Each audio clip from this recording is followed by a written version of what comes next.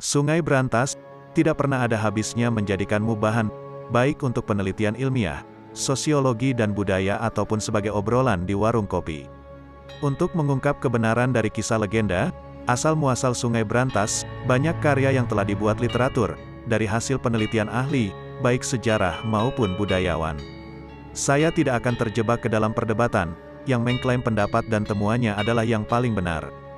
Sebab, kebenaran yang hakiki mutlak hanya milik Sang Maha Pencipta. Banyak ahli dengan disiplin ilmu yang berkompeten, dan peralatan era sekarang ini, sudah barang tentu, mampu untuk melihat, apakah material Sungai Brantas, dari hulu hingga hilir, usianya sinkron dengan era kekuasaan Prabu Airlangga. Yang dengan kesaktian Empu Barada, mampu membuat sungai, membagi wilayah kerajaan, untuk kedua orang putra Prabu Airlangga, Raden Jayengrana dan Raden Jayanegara. Kita, generasi yang hidup di era sekarang, sudah barang tentu memiliki pendapat yang berbeda-beda, dan itu sah-sah saja, sepanjang tidak saling menyalahkan, atau menganggap pendapat sendiri, yang paling benar. Terpenting, semua mesti sadar punya kewajiban moral, menjaga kelestarian Sungai Brantas, agar keberadaannya, tetap bisa mendatangkan keberkahan dan kesejahteraan. Seperti, irigasi, penambang pasir, perahu penyeberangan, PDAM, dan lain sebagainya. Dalam mensyukuri karunia Sang Maha Pencipta, atas keberkahan yang diperoleh dengan adanya Sungai Brantas, setiap orang punya cara berbeda, dan kita mesti hargai itu, sebagai kekayaan budaya. Karya ini dibuat, semata-mata hanya untuk hiburan, namun tetap memegang teguh, kaidah moral dan sejarah. Selamat menonton. Subscribe to my channel. And also press this bell icon. Telusur sejarah Sungai Brantas.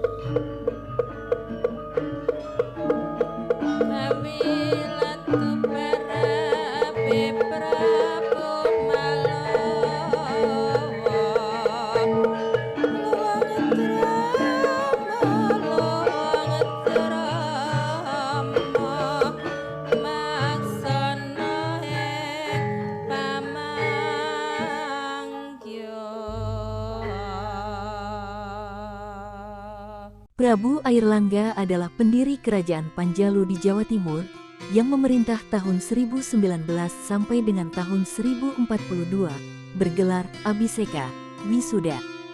Sri Maharaja Rakai Halu Sri Lokeswara Dharma Wangsa Airlang. Prabu Airlangga berasal dari Bali, menjadi Raja Medang setelah menikahi Sri Samarawijaya, putri Raja Medang, dan dari pernikahan tersebut, dikaruniai seorang putri bernama Sangramawijaya. Prabu Airlangga memiliki dua orang istri. Istri pertama sebagai permaisuri, bernama Sri Samarawijaya. Dari permaisuri punya satu anak, bernama Sangramawijaya. Istri kedua sebagai selir, bernama Mapanji Garasakan, dan punya dua orang putra, Jayengrana dan Jayanegara.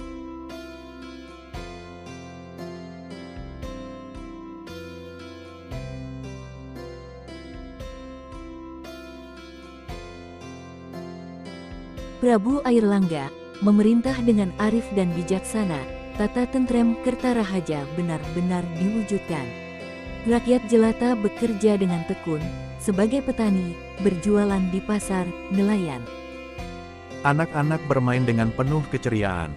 Prabu Airlangga sering turun langsung menemui rakyatnya, kondisi keamanan kerajaan pun menjadi perhatian.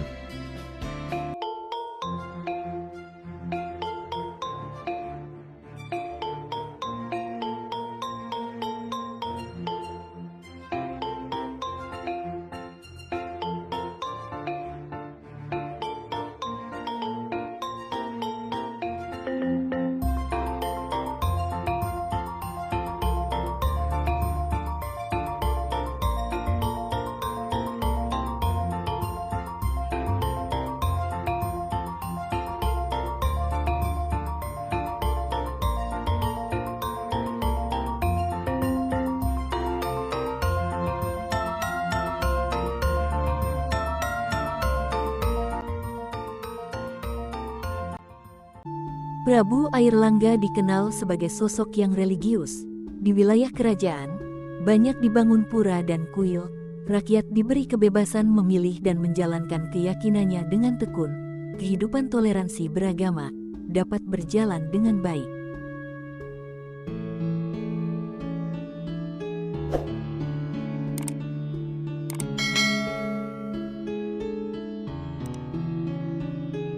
Di usianya yang sudah senja, Prabu Airlangga memilih menjadi seorang pertapa. Ia pun menyerahkan tahta kerajaan kepada putri permaisuri yang bernama Dia Sang Ramawijaya, namun ditolak karena putrinya juga memilih menjadi pertapa.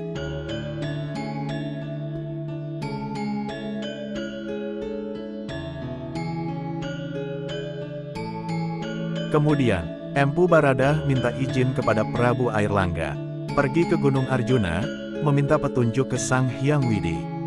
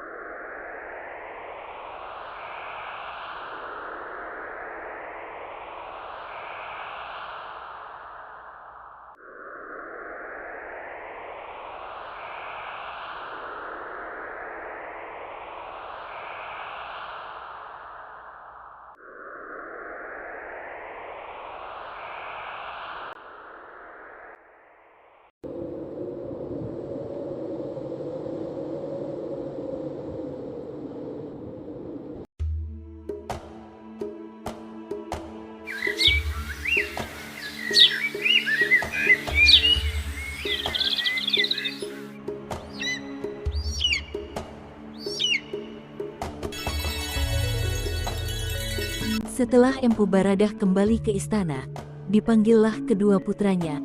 Prabu Airlangga menjelaskan bahwa pembagian wilayah kerajaan ini sudah sangat adil.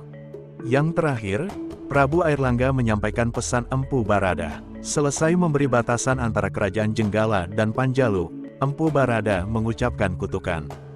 Kutukannya berbunyi, barang siapa berani melanggar batasan tersebut, hidupnya akan mengalami kesialan.